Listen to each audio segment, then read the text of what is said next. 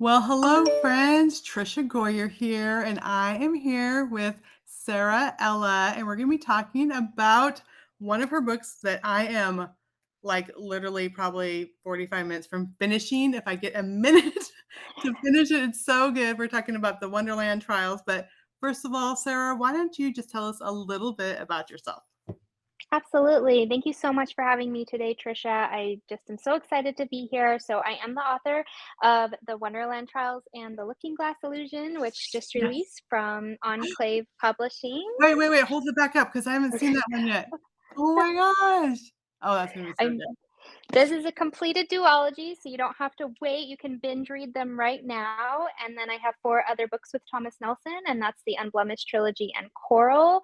I am a homeschool mom. I am a huge Disney parks fanatic, and I love Christmas. So I'm already reminding my husband that the Christmas tree is going up in 2 weeks. I love stories that just explore the ideas of light versus darkness and good overcoming evil. And my stories always have a message of hope and a little bit of magic in them. And so that's what I write. And I'm so excited to be here. What I love of your retelling, so they're retelling of some of our favorite things. So this is like Alice in Wonderland retelling, but they're not just like a flat level retelling.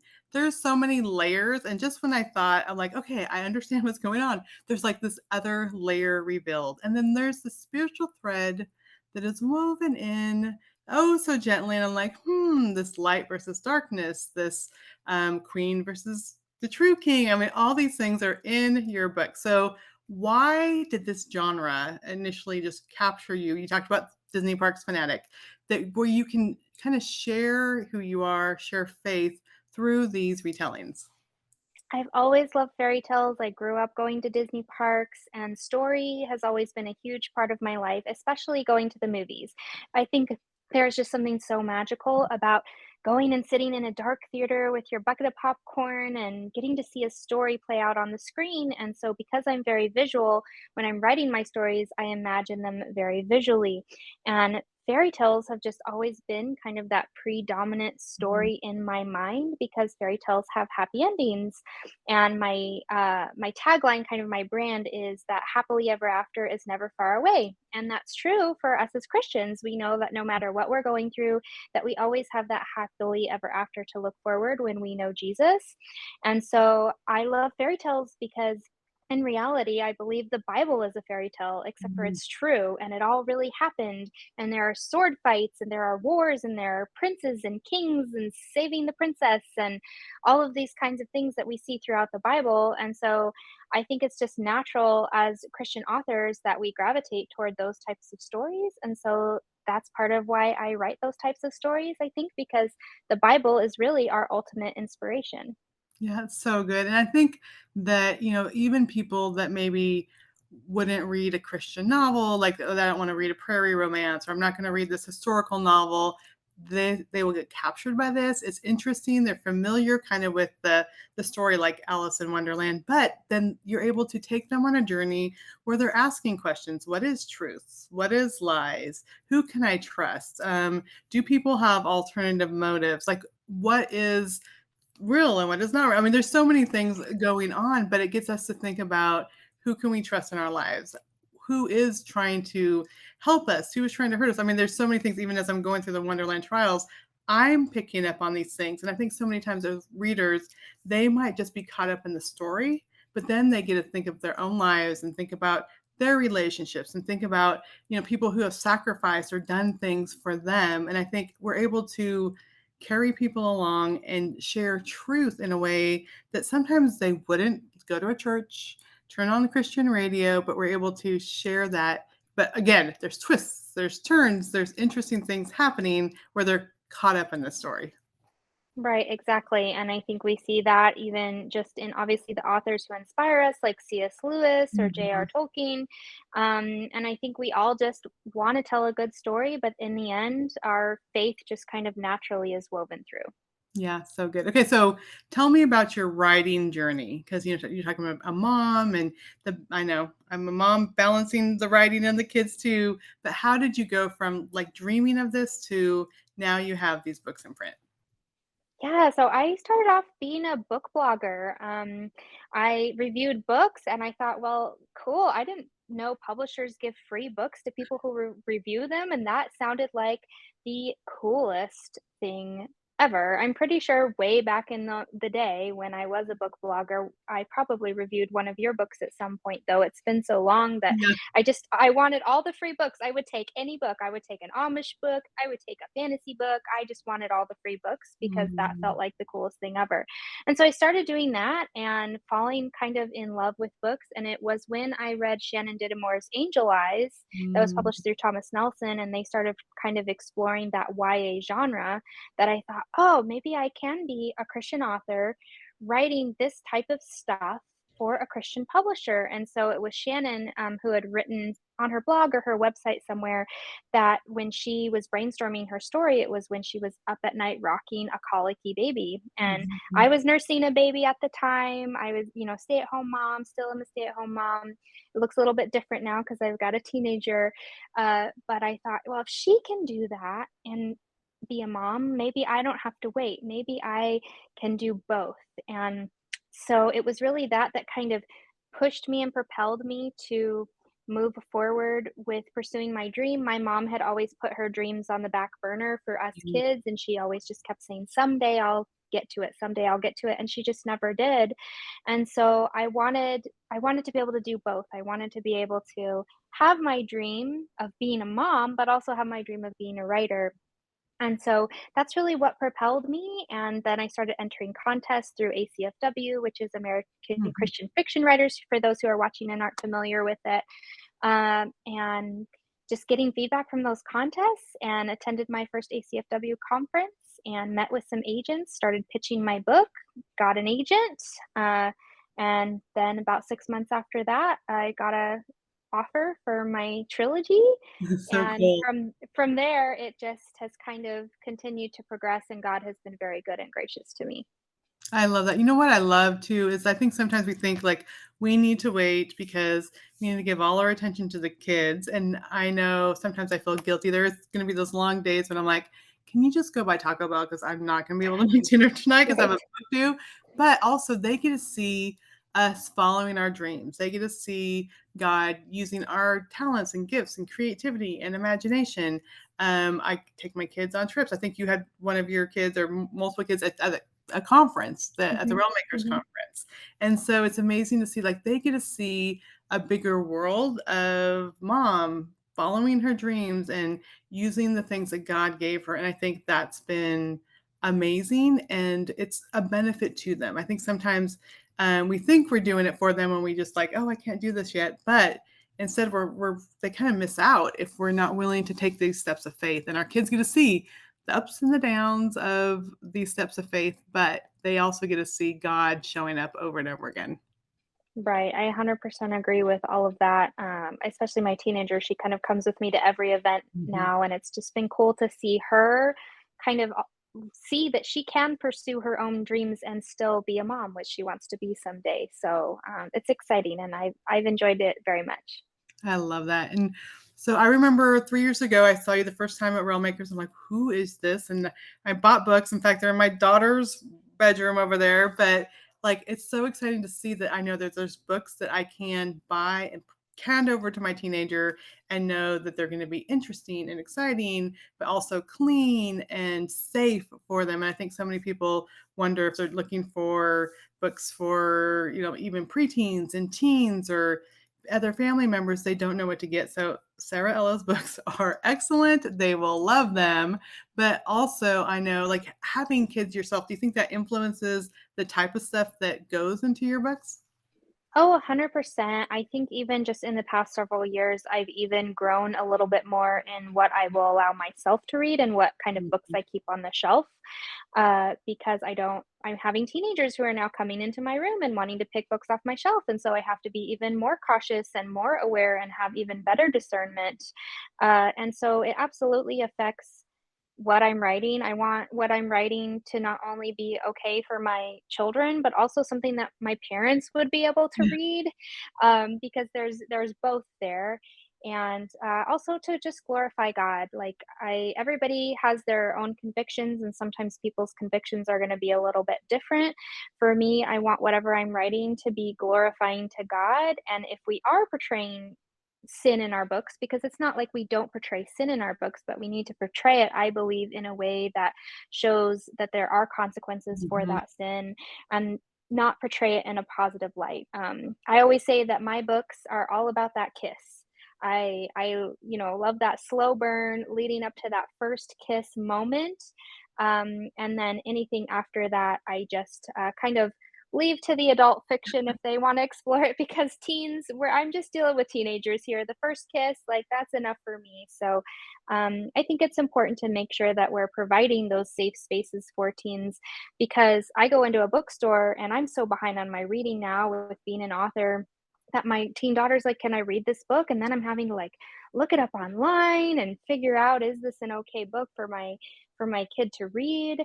And I like when I can trust an author, and I know when I see that author on the shelf, that absolutely there's not going to be a problem with that book. So I hope that when people come across my books, that they can feel the same way about giving my books to their kids.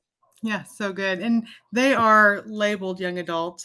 I'm enjoying them. I'm enjoying a lot of the books, the Publishers Enclave that does a lot of young adult books, and it's so funny because we have a mutual friend, Kristen Crum, who's also my assistant, but she's like, "You need to read these books. You need to go get Sara Ella's books and other young adult books." I'm like, "I don't know. They're young adult. I don't know if I'll like them." And then I'm like, I texted her because she does for my newsletter like the books I'm reading. I realized every single one of them was a young adult book. And I'm like, "Oh, Kristen, you've totally brought me over to the other Oh. side."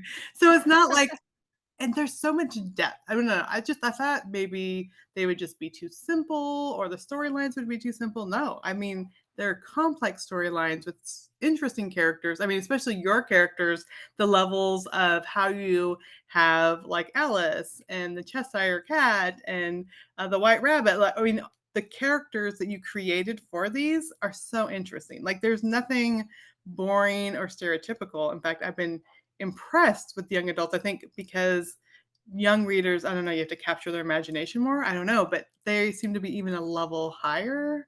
I just said that on this live video, but I've been super impressed with them. Oh, well, thank you. That's a huge compliment to me. Kristen has been a huge champion. She saw my writing when it was at its very newest and worst ever. She's been an amazing friend and supporter. My librarian, actually, when I lived in Utah, when I was looking for books to read and I was introduced to the young adult genre, she's the one who said the best books are the ones not written for adults. They're written for kids, because they don't really have to only be for kids. They can be for younger kids, they can be for older people. I love young adult. I still gravitate toward young adult, and I think that they're the better stories, and that they have complexities in them that I haven't found in other genres. So I'll take the compliment and cheer for my genre, because Yay! And we will mention, so at Realm Makers, they always give out Realm Awards, and you were nominated for 3 categories: the Reader's Choice, the Young Adult, and the Book of the Year. So congratulations, and you won for the Young Adult category. So that's even like, we're talking about how amazing these books are, and then you won in that category. So thank that's super you. exciting. Thank you. I was really honored. I love the Realm Makers community. For anybody out there who is a writer or thinking about writing, and you're dipping your toes in fantasy or science fiction or anything weird, Realm Makers is your Christian community of weirdo writers, and we'd love to have you. It's just a great place to be. Awesome. Okay, so we've been talking all about the Wonderland Trials. Why don't you share what the story is about? I mean, we said Alice in Wonderland, but tell us a little bit about, just to give us a taste of what we're going to experience in this retelling. Absolutely. Well, I think it was my best friend Nadine Brandis who recently described the Wonderland Trials as Ready Player One meets Harry Potter and the Goblet of Fire. And so I told her, I'm going to steal that, because I've been trying to pitch it when I go to book signings, and I always fumble over my words. So that is what the story is. It's part virtual reality. It starts in the real world with Alice. She is a pickpocket slash card player, and ends up invited to the annual Wonderland trials. Her sister goes missing, and the problem is she can't find Wonderland, and you have to be a wonder in order to be able to find this kind of virtual other reality that exists. Because there are normals, and then there are those with the Wonder Gene, which allows them to do these special things. And so Alice eventually finds her way into Wonderland. She's trying to still figure out what happened to her sister, but she finds out that players are going missing. So not Mhm. only does she have to compete in these trials with her team in order to win the games, all the while she's trying to figure out what's happening to missing players. There's questions about the queen and whether the queen is the true ruler of Wonderland, if the Wonderland that they're seeing is the actual true Wonderland. So it's all kind of about exploring truth, found family, and facing your greatest fears. Yeah, so good. And like I said, the characters are so interesting how you portray these familiar things. It's funny because there'll be a character in a while, I'm like, oh, I think it's this person. Okay, I'm getting it now. So it's not sometimes obvious right at the beginning when you get introduced to someone who they are, like in the Alice in Wonderland story or world. And then pretty soon you get to see, like, oh, this is who they really are. So that is fun. If you love Alice in Wonderland or fairy tale retellings, it's fun to kind of you're not only solving the clues for the book, but the characters and their interests or what's really going on is fun.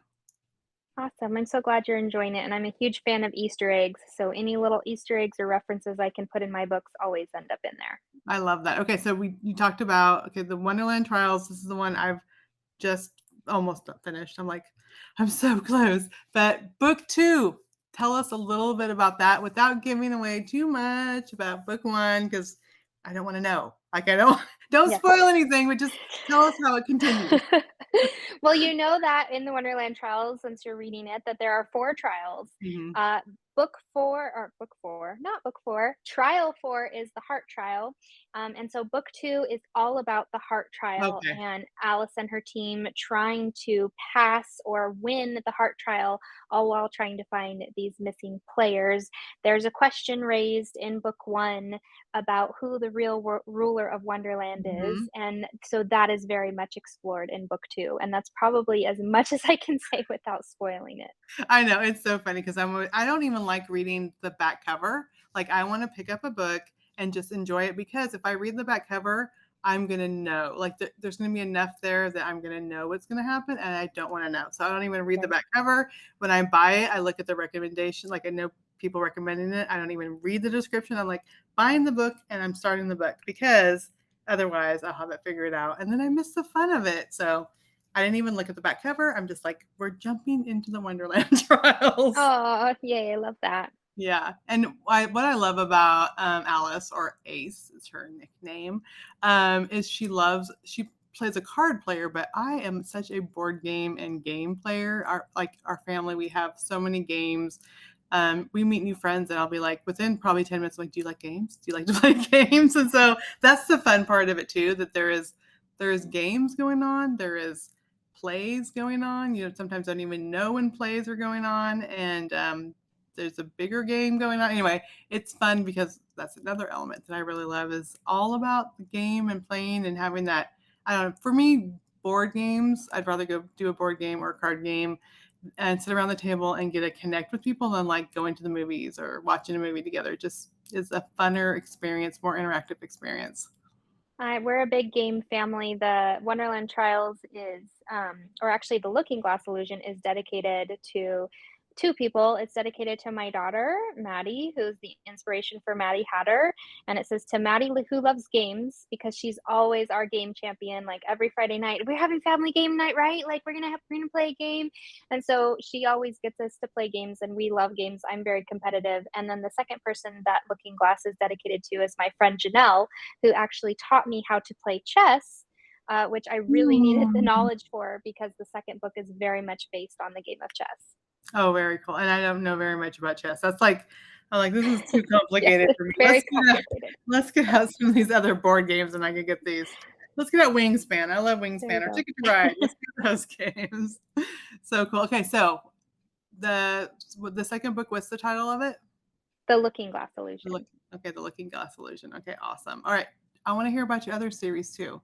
You mentioned you have other books that you've written before this. Tell us a little bit about those.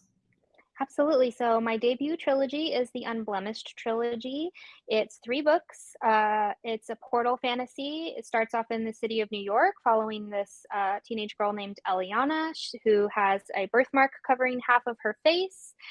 She thinks that she's absolutely hideous, that this is this horrible thing. But then her mother goes missing, and she learns eventually that her birthmark is actually the key to saving another realm and her mother from darkness. And so Mm. it's very much inspired by fairy tales. There are so many Disney Easter eggs and pop culture references in those books. Some people have compared it similar to Once Upon a Time, if you like the Once Oh, Upon a love, Time yes, yes. TV show. So very much that was written during my Once Upon a Time era. Has a love triangle for those who, like love triangles. There is a love triangle and there is a reason for it. So I always like to defend my love triangle. And then in that my other book, which is a standalone, I had to remember what it was called, Coral, which is a standalone retelling of Hans Christian Andersen's original Little Mermaid. It is contemporary with a fantasy twist, and it explores mental health, suicide, and kind of the Mhm. idea that there's always hope at the end. And so it is a little bit of a darker subject matter. There's a trigger warning at the beginning for those who are sensitive to that sort of thing. But that book is very near and dear to my heart, and I've gotten a lot of really great messages from readers about it. So Coral is kind of that lesser known book, but it's the one I always like to talk about, and that people ask about the most. Yeah, okay, now you gotta tell us a little bit more. So why is it near and dear to your heart?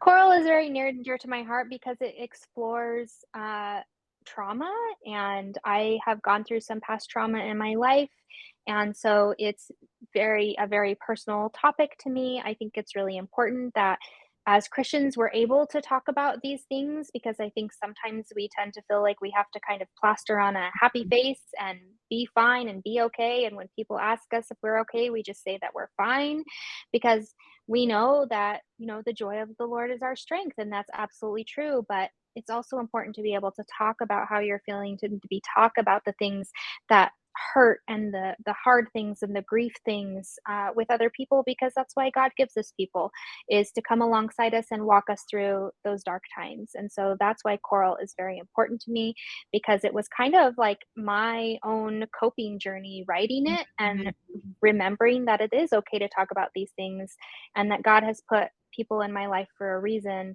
not so that I would hide things that had been going on, but so that they could walk alongside me through it.